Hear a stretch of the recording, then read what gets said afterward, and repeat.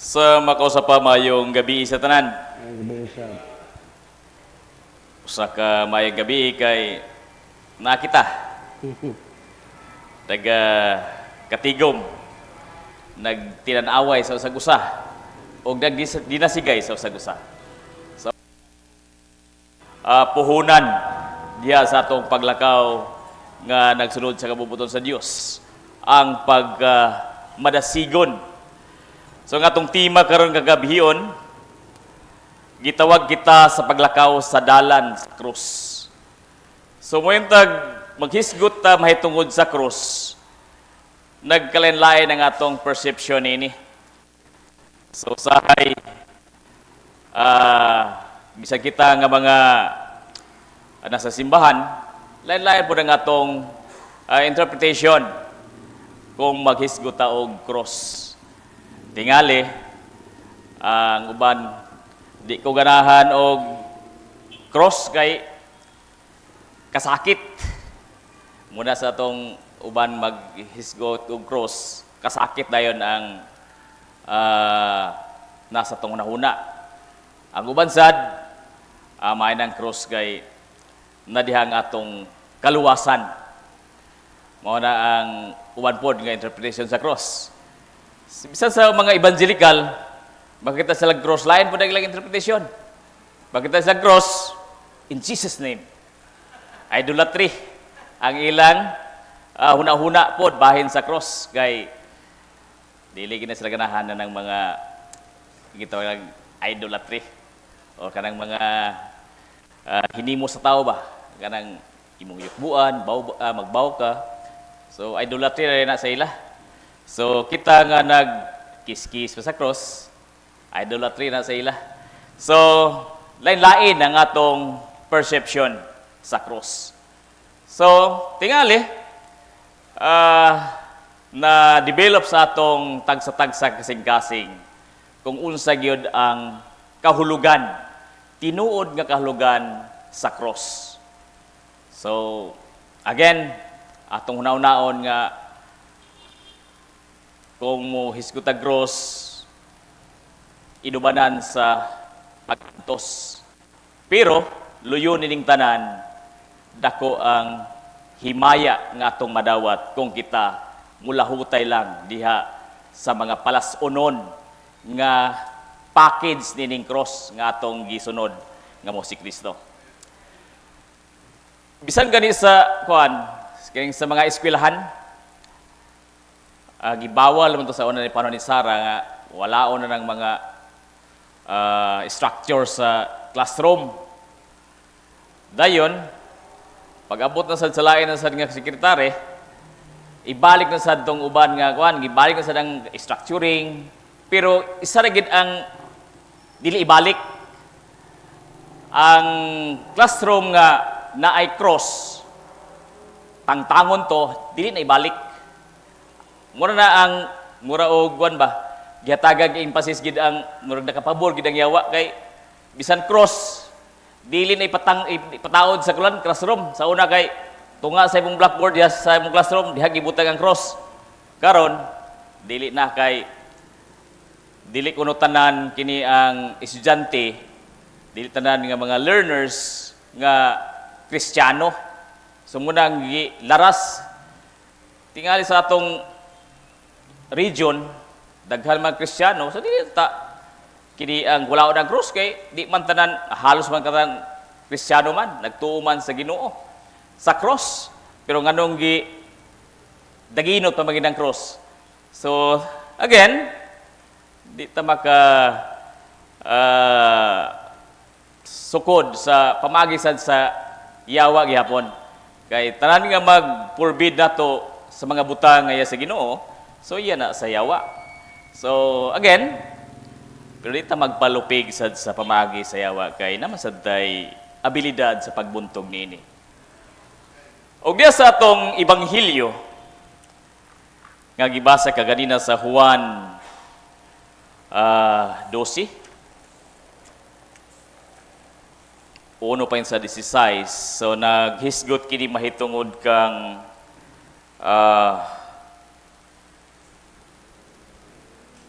kang Jesus, si Maria. So, mag-focus lang ko sa isa lang kapunto nini. Mahitungod sa atong adunay kalambigitan sa atong pagsunod diha sa atong makagahom na Dios. Pagsunod sa mga lakang ni Ginoong si Kristo. One of the good points that I going to give emphasis is the pouring out. Kining Mary anoints Jesus with expensive perfume, preparing him for his burial. So, kini ang Mary's act of devotion. She pours perfume on Jesus' feet, demonstrating her love and reverence. So, ingani ang kini ang kasing-kasing ni Maria ngadto kang Ginoong Kristo. Iyang gipakita ang iyang pagtahod, ang iyang love ngadto kang Ginoong Kristo. Katong pagpour niya, pagbubo niya sa kini ang agwa, humot, mahalon. Diya sa atong pagkinabuhi, isip mga Kristohanon, labi na karon mga kasagaran sa nagsimba, katulad ang minister o musubas mga clergy o kini mga workers. So unsa man ang atong mahatag usab kang Ginoong Kristo sama sa gibuhat ni kini ang Maria, nga iyang gipakita ang iyang paglab ni Ginoong Kristo pinagi sa pagbubo sa perfume, mahalon nga perfume, di lang basta-basta nga perfume, dili lang ng X7 nga perfume, kung dili ka ng mahalon yun, dili na pang online nga perfume, katug yung dili mapalit sa tabi-tabi. So nagkinahanglan gini og dako nga effort, dako nga pundo, kay bisan gani si Judas na anugon man, nga sayang kayo, gibubo ra. Nasayang siya sa sa balor adtong perfume nga gibubo ni Maria ngadto sa tiil ni Jesus. So ingani nga senaryo nga gibuhat ni Maria, atong i-reflect sa atong kaugalingon kay human naman ni, nangagi naman ni, so balik-balik naman ni. So, wala ni pulos kung tama lang tapaminaw nini. But, mahimo siyang mahinungdanon kung ato ning himuon sa atong tagsa-tagsa kakinabuhi. Kay, diha sa atong mga ministry, dili gid malikayan nga adunay mga factor ba nga murag makapahinay nato. Like bitaw sa kining law of motion, kaning inertia ba? Itong mga mayo sa science, malin inertia, duha ni kanang inertia tong object in motion and object at rest. So, ang object ko nga in motion, magpadayon na siya pag move, not unless outside force acted on it, amoy makapa-stop sa mga moving motion. And object at rest, ma-move lang siya kung naay kining outside force nga mo exert kining mao nga butang. So para ma-shortcut ang istorya, sa matag motion, in every motion, there is what we call stopping force. Sabi ng stopping force. Pagdating stopping force, mo ni siya ang mopahunong sa usa ka butang nga nag-move. Diha sad sa atong pagpangalagad, bisag unsa pagdasig, labi nagbag-ong nakasimba, nakapartake sa communion. So murag madasigon kayo kay na-energize. But in the long run, Lunes, Martes, Merkulis, Huwebes, Biyernes, muagi gid og kini ang murag kuan ba? Kini ang madrain ang energy. So naay paggaluya tungod na sa mga stopping force pod. Daghan sa tag mga stopping force atong kinabuhi nga kinahanglan nato nga kanunay atong kontrahon, atong i-charge atong kagalingon para mahimong kanunay ta in motion, kanunay ta alert, kanunay ta dynamic sa atong tagsa-tagsa ka mga pagtuo, tagsa-tagsa nato ka mga buluhaton, tagsa nato ka pagpaningkamot para magmadaugon ta. So this gospel reminds us or bring us the aspiration, desire para madugangan ang atong pagkahuluya, madugangan ang atong kiniang paglubat, madugangan ang atong pagka-charge, dili pagkalubat, madugangan atong pag-charge diha sa atong pagkamadasigon diha sa atong tagsa-tagsa ka mga buluhaton. Kay mura na sang gipangita sa kontra nga asa ta murag maluya, so dito ta paspasaan. So murag boxing ba, basta weak gani ka sa budiga, bisag pabor ang dagway dito sa budiga gigatirahan.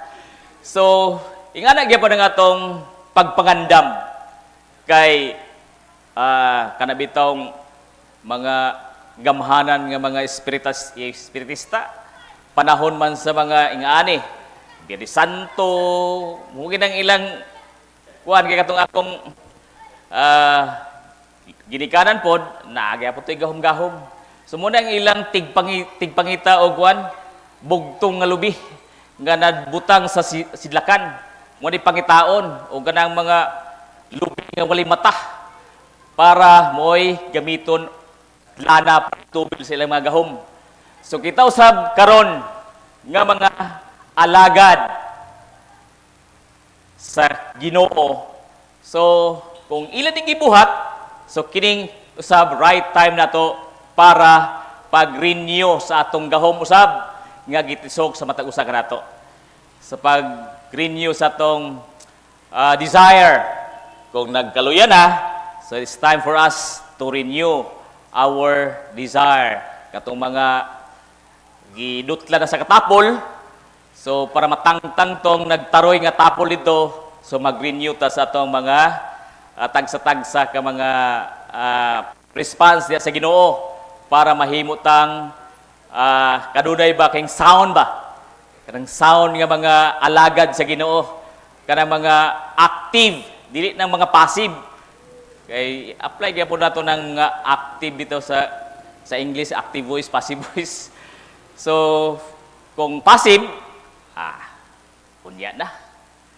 Unya na ako mag-ampo ka ng ganahan ako. Mag-prayer na ta. Mag-wala ta, sugunan sa tungguan. Devotion. Kamulang sa. Munang mga passive. So, mag-passive ta kung malubat na ta. So, kung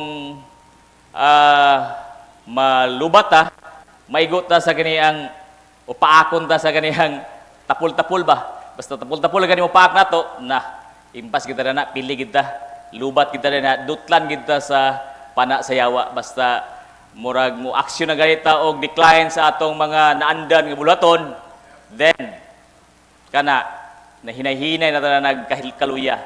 So samtang nga dili pa ta maabot niya nga punto, kanunay tang mag-recharge pinaagi sa mga nga gihatag sa Ginoo para kita kanunay ba nga magmadaugon, dili kay kanunay lang tapas, kanunay lang pas. So mo ni ang mensahe karon nga Lunes sa Semana Santa, hinaot nga kining adlaw sugod ni sa atong pag-charge again, recharge sa atong pagkinabuhi, isip, mga matinud-anon, bisan tuod og di pagkay nato mapuy-an ang pagka matinud-anon 100%, at least atong gisulayan, atong gipaningkamutan nga mahimo nato ni pinaagi sa tabang sa Ginoo. Muna itong Ebanghelyo, dalay ng Diyos, sa ngalan samahan, sa Anak, ug sa Espiritu Santo. Amen.